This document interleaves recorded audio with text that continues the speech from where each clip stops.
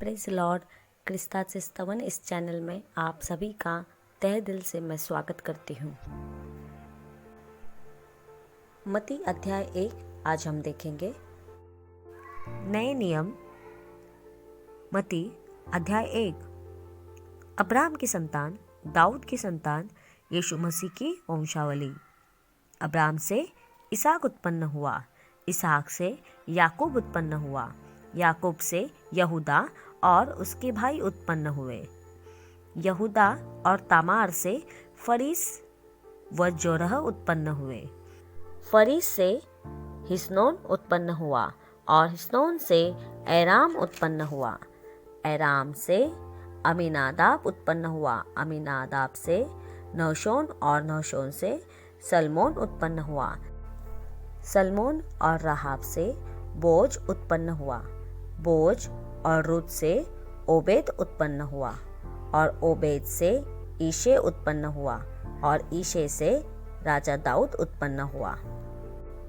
और दाऊद से सुलेमान उस स्त्री से उत्पन्न हुआ जो पहले उरिया की पत्नी थी।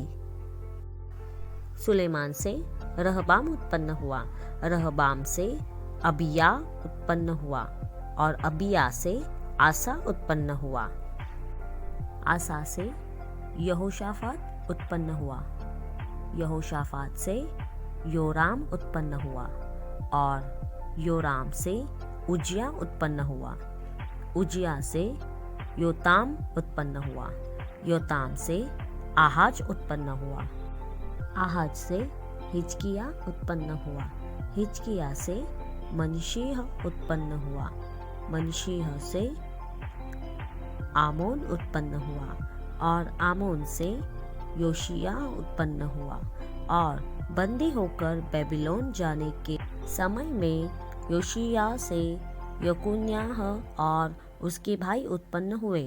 बंदी होकर बेबीलोन पहुंचाए जाने के बाद यकुन्याह से शालतिएल उत्पन्न हुआ और शालतिएल से जरुब्बाबिल उत्पन्न हुआ।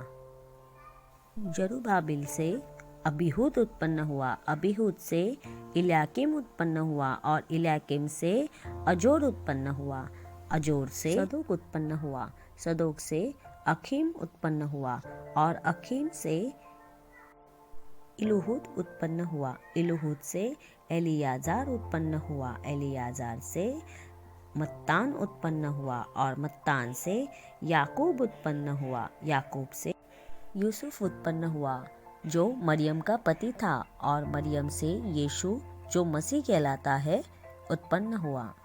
इस प्रकार अब्राहम से दाऊद तक 14 पीढ़ी हुई और दाऊद से बेबीलोन को बंदी होकर पहुंचाए जाने तक 14 पीढ़ी और बंदी होकर बेबीलोन को पहुंचाए जाने के समय से मसीह तक 14 पीढ़ी हुई।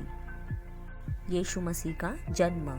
यीशु मसीह का जन्म इस प्रकार से हुआ कि जब उसकी माता मरियम की मंगनी यूसुफ के साथ हो गई तो उनके इकट्ठा होने से पहले ही वह पवित्र आत्मा की ओर से गर्भवती पाई गई।